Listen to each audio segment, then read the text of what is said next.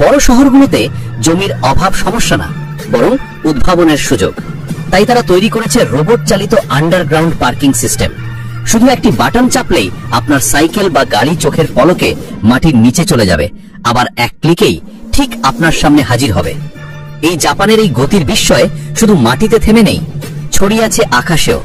জাপানের এয়ারলাইন যেমন ANA বা JAL পৃথিবীর সবচেয়ে সময়নিষ্ঠ এয়ারলাইনগুলোর মধ্যে পড়ে। এখানকার ফ্লাইট দেরি হওয়া যেন এক প্রকার অপ্রত্যাশিত ব্যতিক্রম। কিন্তু আসল বিস্ময় শুরু হয় বিমানবন্দরে। ভাবুন তো, আপনার লাগেজ বেল্টে যখন ব্যাগ আসে তখন তা এলোমেলো না হয়ে প্রতিটি ব্যাগ এমন ভাবে সাজানো থাকে যেন হাতল উপরের দিকে থাকে, শুধু আপনার সুবিধা ভেবে।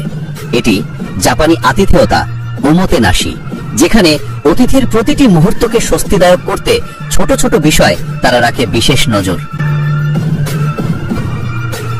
জাপানের রোবট কেবল যন্ত্র নয়, তারা জীবনের অবিচ্ছেদ্য অংশ। আজ রেস্টুরেন্টে ওয়েটার, হোটেলের রিসেপশনিস্ট কিংবা হাসপাতালের নার্সের সহকারী হিসেবেও রোবট কাজ করছে।